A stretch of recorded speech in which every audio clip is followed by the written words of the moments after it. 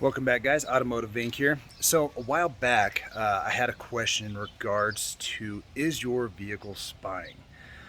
Based on my background, which I'm not going to get into that, I was actually a trained analyst of some of the things that have to do with what you might consider spying, but let's get down to really what all of that means. Now, do I really think a car manufacturer is spying on you?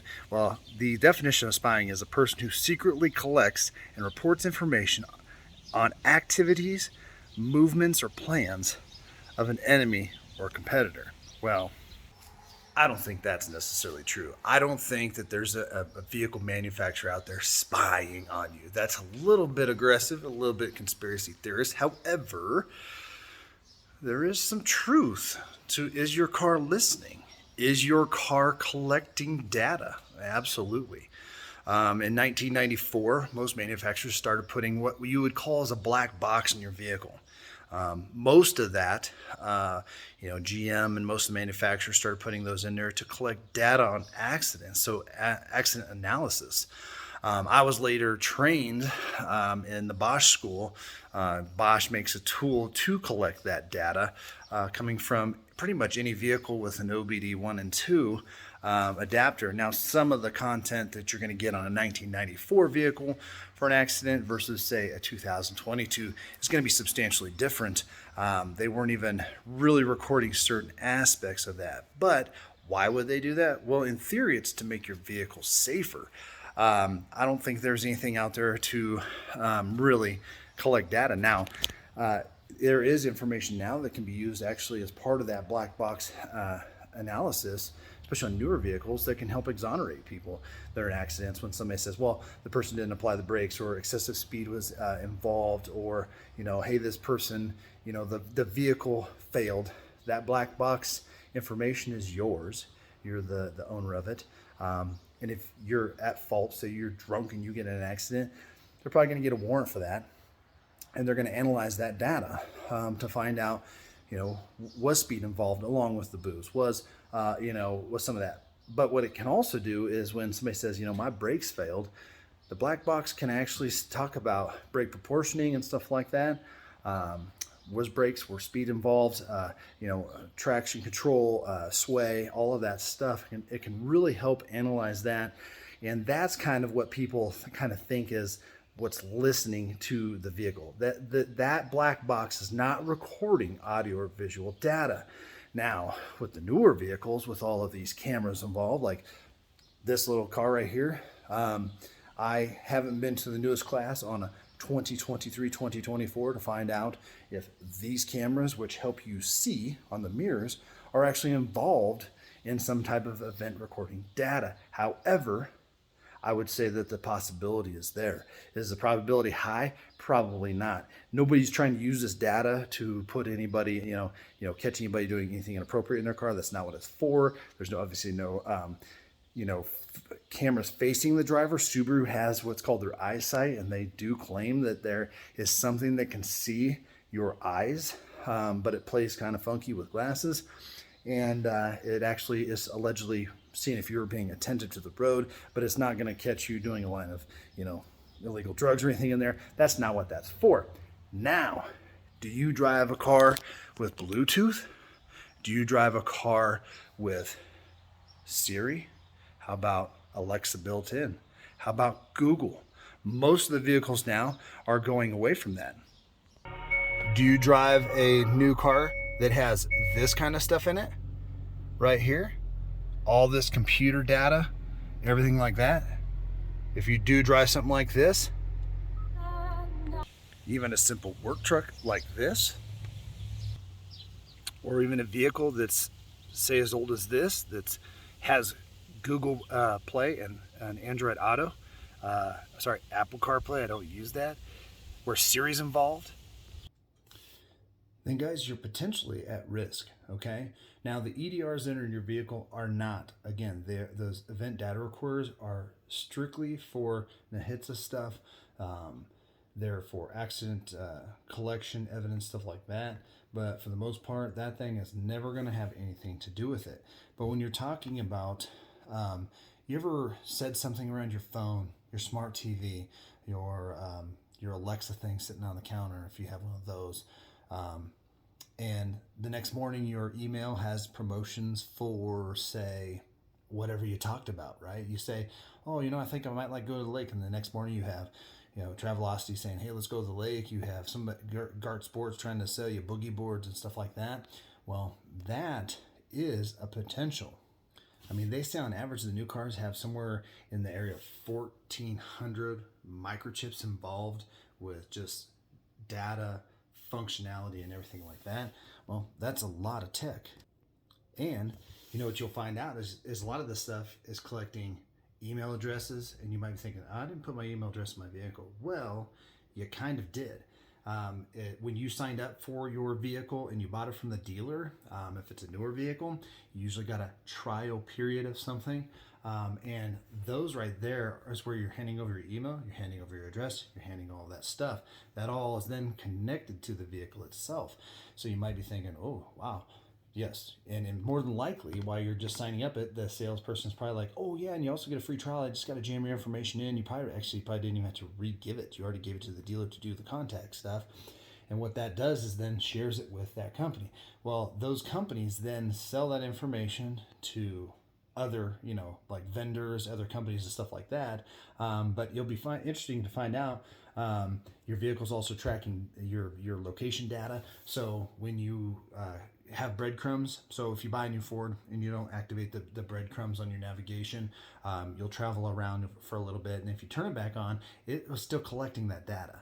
And then your breadcrumbs is where you can see your truck knows where you've been, your cars know where you've been.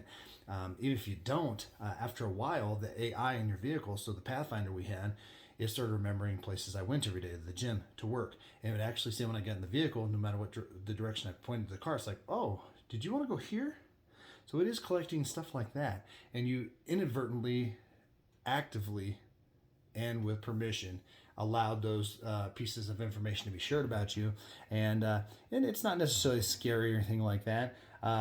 They also collect your biometrics on your actual cameras and stuff that are facing forward, and your car's microphone. So if you have one of these newer vehicles and you have Android Auto or Apple CarPlay connected, okay, now your car is your phone, and it's sharing that data between the two interfaces. So yeah, you are sharing everything you're talking about on your phone. Now you can't necessarily buy it. Well, you probably can on some cars. As I say, you probably can't order a pizza or buy something on Amazon, but maybe you can, depending on how sophisticated your vehicle is. And then it's also recording your voice. It's learning your voice, especially for like Google Assistant on your car. And all of that stuff is also synced with text messages, phone calls, and call records and contacts. So every time you agree to even Bluetooth that phone, and there are aftermarket stereos you can put in older vehicles that have these similar interfaces, you are now entering into where, yes, your car, your phone, your TV, everything is basically listening to you. In addition to that, when you hook in a Wi-Fi to your vehicle's interface, so it can do automatic updates, which I think is a bonus and a plus, and you should do that. You're agreeing, and now it's connected to your whatever they call it, the WPN that's in your router. It's now connected to your house. It's now connected to everything. And again, is it a bad thing? No, I don't think anybody out there is listening to see if you're planning something crazy or anything like that. I don't think that's what it's for, but it's mostly so they can sell you junk. It's listening all the time because that's what it's trying to do is promote its next sale, and so it does that. But that being said, who knows really what data is being collected and who knows where. I mean, to Google yourself at some point, it's scary as hell, so you just never really know. But I don't think any of the actual vehicle manufacturers are out there trying to scam anybody or do anything like that. I think it's relatively safe. I know one person was worried and was like, should I never use my Bluetooth? No, it's a great tool. You should use it.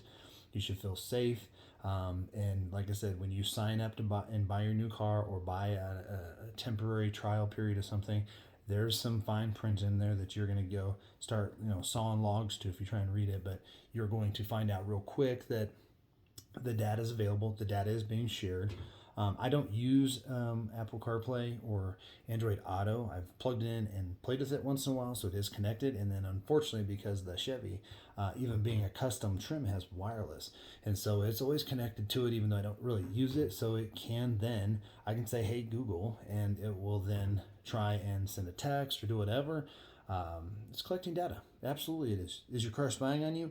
Again, back to the original definition, I don't think so. But long story short of it is, if you don't like that, then you're going to need to get rid of your cell phone.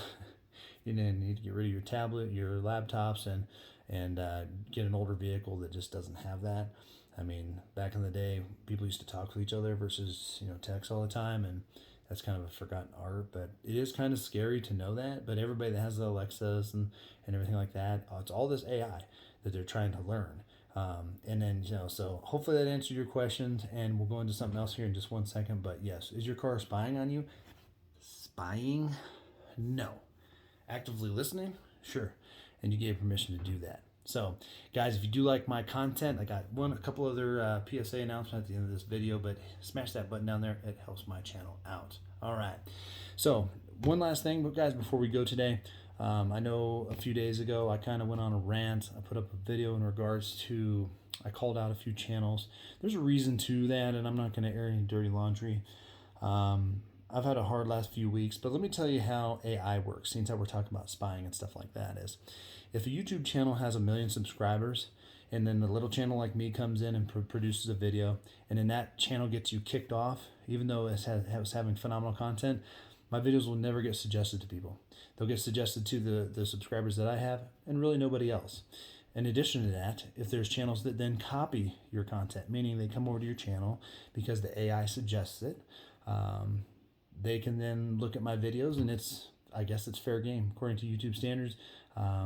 There's actually channels out there that literally copy data, voice over it, and then resubmit it. They don't even remake these videos or whatever by themselves. It's just copy, paste, and they're making millions. So when somebody then copies it, if that channel then say has 20,000 plus subscribers, and they post the video similar to mine, YouTube's algorithm is automatically going to key their video and suggest it over mine.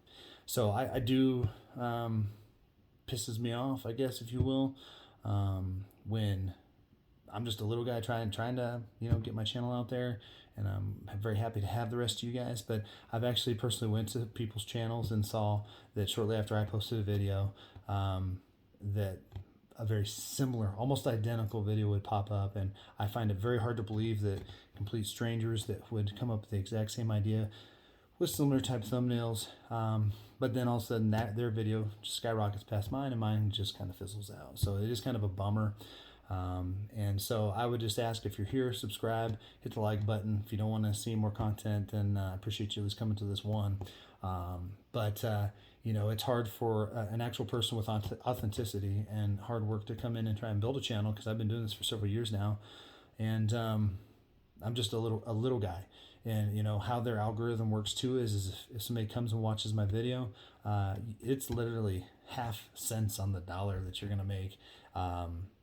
Over thousands and thousands of views. You have to have like 50,000 views before you actually make any money, and we're talking about enough to maybe take your family out to dinner at B-dubs. I mean, I'm not getting rich off this, definitely not. I got a full-time job. I'm exhausted every day. I bought 2 trucks. One truck left the channel, and somebody was saying I wasn't good enough with it and everything, and it's like, you know what, I'm paying a lot of money for it. I need to get another truck that I can actually use on the road.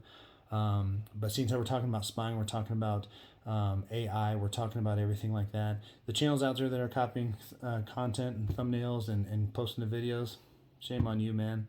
The channels out there that are seeing a little guy come up, and I used to respect one of the channels that I was kind of emulating a very similar thing. They made it a household name. I ran a similar test that was 174 miles long versus 7 or 8 miles, whatever they run, with my own personal vehicles.